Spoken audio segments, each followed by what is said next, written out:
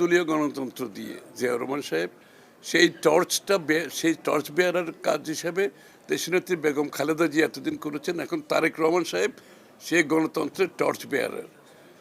সুতরাং বাংলাদেশের গণতন্ত্র আর বিএনপিকে আলাদা করা যাবে না।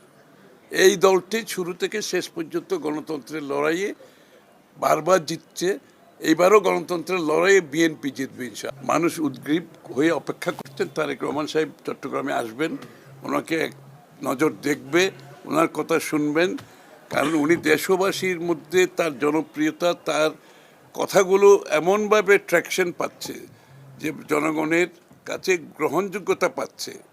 তো সেটার ভিত্তিতে আমরা এই জন্যই বলছি যেটা শুধু রাজনৈতিক জনসমাগম হবে না, এটা হবে বাংলাদেশের সর্বসাধারণের অংশগ্রহণের একটি জনসমাগম।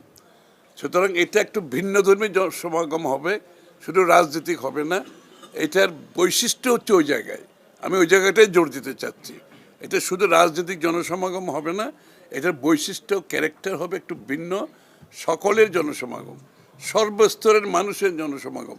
যে আর জানা যায় আমরা যেটা দেখলাম, তার আগে দেশনেত্রী বেগম খালেদা জিয়া যখন চট্টগ্রামে আসলো, প্রত্যেকটি মানে একটা এই ধরনের এটাকে আসলে আমরা সংখ্যায় বলা খুব কঠিন এগুলো। সুতরাং আমরা ওইভাবে বলতে চাই না, আমরা জানি এখন, এবং সবাই সেখানে উপস্থিত হতে চাইবে, তারা একটু দেখতে চাইবে, শুনতে চাইবে, এবং আগামীর বাংলাদেশের যে রূপরেখা তারেক রহমান সাহেব দিয়েছেন সেটার বাস্তবতায় সকলের মধ্যে আরও বেশি আগ্রহ জন্মেছে।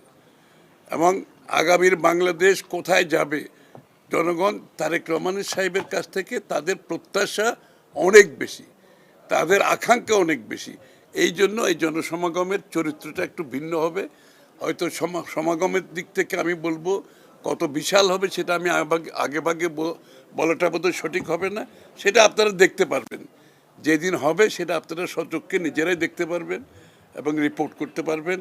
আমি আশা করি চট্টগ্রামবাসী বারবার বাংলাদেশ জাতীয়তাবাদী দলকে, দেশনেত্রী বেগম খালেদা জিয়াকে, জিয়াউর রহমান সাহেবকে, তারেক রহমান সাহেবকে চট্টগ্রামবাসী যেভাবে ভালোবেসেছেন এবং